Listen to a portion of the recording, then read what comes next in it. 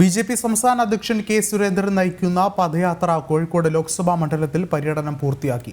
പദയാത്രയുടെ ഉദ്ഘാടനം ബിജെപി ദേശീയ നിർവാഹക സമിതി അംഗം പി കെ കൃഷ്ണദാസ് നിർവഹിച്ചു. പിണറായി സർക്കാർ കാരണം കേരളത്തിൽ പെൻഷന് വേണ്ടി വയോധികർക്ക് പിച്ചച്ചട്ടി എടുക്കേണ്ട സാഹചര്യമാണെന്നും കൃഷ്ണദാസ് പറഞ്ഞു.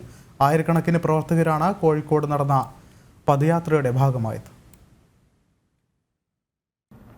ആയിരക്കണക്കിന് പ്രവർത്തകരാണ് കോഴിക്കോട് ലോക്സഭാ മണ്ഡലത്തിൽ പദയാത്രയുടെ ഭാഗമായത്.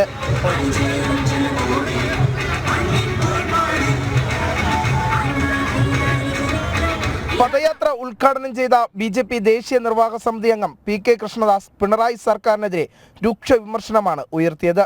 80 കഴിഞ്ഞ മുത്തശ്ശിമാർ കേരളത്തിൽ പെൻഷന് വേണ്ടി പിച്ചച്ചട്ടി എടുക്കേണ്ട സാഹചര്യം പിണറായി സർക്കാർ ഉണ്ടാക്കിയത് കേരളത്തിന് നാണക്കേടാണെന്നും അദ്ദേഹം പറഞ്ഞു.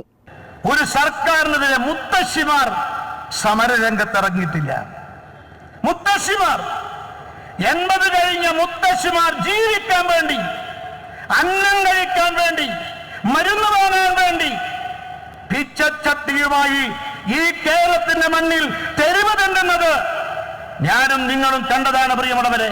അതേസമയം പിണറായി സർക്കാരിന്റെ അഴിമതികൾ എണ്ണിപ്പറഞ്ഞ കെ സുരേന്ദ്രൻ കേരളത്തിൽ നടക്കുന്നത് കുടുംബ കൊള്ളയാണെന്നും മകളും മരുമകനും പിണറായിയും ചേർന്ന് കേരള ജനതയെ കൊള്ളയടിക്കുകയാണെന്നും ആരോപിച്ചു. പിണറായി വിജയന്റെ ലക്ഷ്യം എന്താണ്? ഈ അവസാനത്തെ ഭരണം സർവത്ര കട്ടുമുടിക്കുക എന്നുള്ളതാണ്. ഇങ്ങനെയൊരു കൊള്ളയുണ്ടോ? നേരം വെളുക്കുന്നത് വരെ കക്കുകയാണ് മുഖ്യമന്ത്രിയും മകളും മകനും മരുമകനും. വേറെ ഇവിടെ ആർക്കും തന്നെ ഒരു കാര്യവുമില്ല. എല്ലാം ഒരു കുടുംബത്തിന് വേണ്ടിയാണ്.